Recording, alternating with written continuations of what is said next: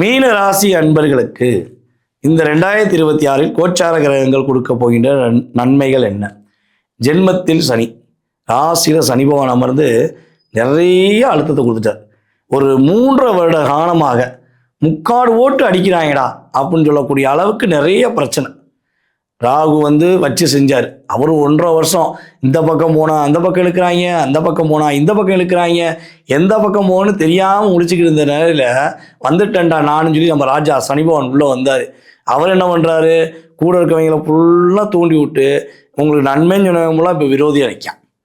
நீங்கள் உண்மையான பாசம் வச்சுருக்கேன்னு சொல்லி பாசத்தோடு காத்திருந்த உங்களுடைய அன்பு மனைவி பாடா கத்தி அடிச்சு குத்துவேன்னு சொல்கிறாங்க.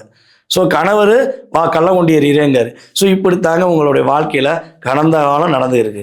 ஸோ இதெல்லாம் கண்ட்ரோல் பண்ணி நீங்கள் ராஜாவாக நீங்கள் மகிழ்ச்சியாக இருக்கக்கூடிய ஒரு அற்புதமான வருடம் தான் இந்த 2026. இந்த 2026 மன அழுத்தம் நீங்கும், மன போராட்டம் நீங்கும், முயற்சிகள் எல்லாமே வெற்றி பெறக்கூடிய வாய்ப்பு உண்டு. இது நான் கிரகங்களுடைய அடிப்படையில் வச்சு தான் உங்களுக்கு தெளிவாக சொல்லியிருக்கேன். உங்கள் மனசு மகிழ்ச்சியாக இருக்கிறதுக்காண்டி சொல்லலை. ஏன்னா உங்களுடைய ராசியின் அதிபதியான குரு பகவான் கடக ராசிக்குள்ளே கரெக்டாக ஜூன் மாதம் 2ஆம் தேதி உள்ளே வரார். உங்களுடைய ராசிக்கு அவர் 5ஆம் இடத்துக்கு வந்ததிலிருந்து அமர்க்கலமான வாழ்க்கைங்க. உங்களுடைய உறவுகள் எல்லாமே உங்களை புரிஞ்சுக்கிட்டு நடப்பாங்க. உங்களை வேண்டான்னு சொல்லி போய் உங்களை எந்த அளவு கஷ்டப்படுத்தின உறவு, நீங்கள் ஒரு உறவை நினச்சிக்கிறீங்களே அந்த உறவு தேடி வரும். அதே போல் கணவன் மனைவி ஒற்றுமை சூப்பராக இருக்கும்.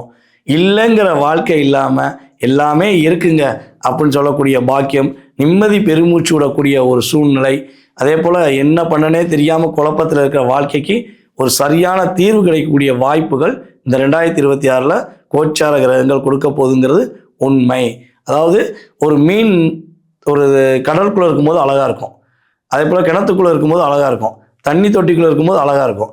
ஆனால் உங்களை என்ன பண்ணிட்டாங்கன்னா தண்ணி தொட்டிலேருந்து எடுத்து தரையில் போட்டு மிதின்னு மிதிச்சாங்க. அப்போ தண்ணி தொட்டிக்குள்ள இருக்கிற உங்களை தூக்கி போட்டு தரையில் போட்டு துடிக்க வச்சு மிதின்னு மிதித்து என்னடா வாழ்க்கை கரெக்டாக மறக்காமல் பண்ணுங்கள்.